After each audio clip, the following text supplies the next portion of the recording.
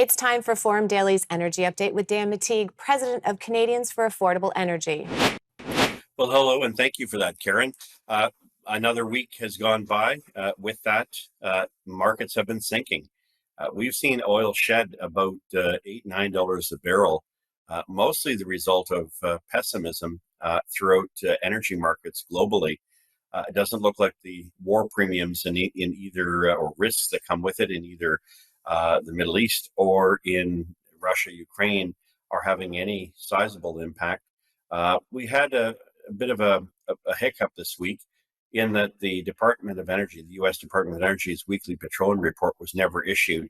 That's because they're finding their data is severely questionable, and so I think they've used the week to recalibrate.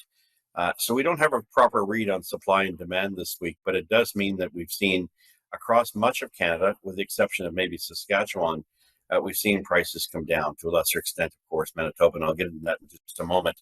But if anything, this week was really not so much about where prices are going, but the federal government's insistence that they continue to go much higher. As all of you know, or perhaps maybe less than all of you know, there is about 117 regulations that the federal government has in place to meet its climate goals.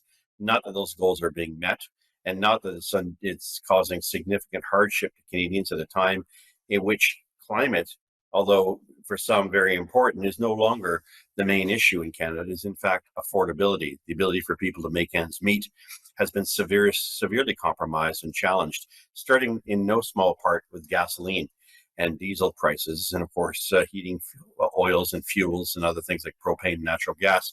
So it came as a bit of a surprise to see my former Liberal colleagues vote steadfastly in favor of inflicting more pain on consumers and creating exceptions in one region of the country to the detriment of others around Canada.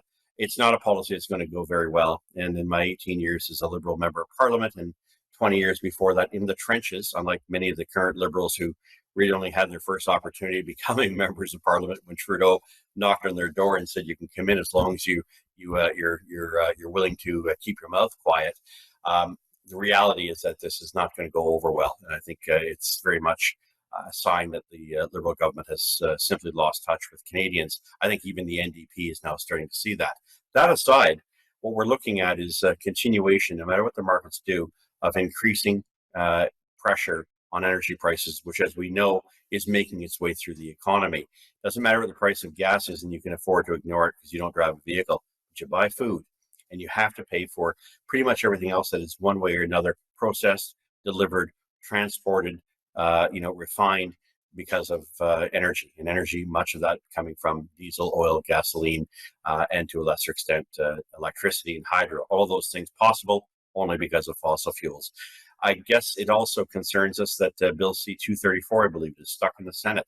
It looks like the federal Liberals are playing games again, preventing farmers from being able to get an exemption on their carbon taxes so that they can do things like use propane or natural gas to dry their grain, which currently is not exempted, but ought to be. That's having a direct impact on the lot of farmers in this country. So if you're feeling upset with the government in the big cities, be concerned because rural Canada is also getting hit.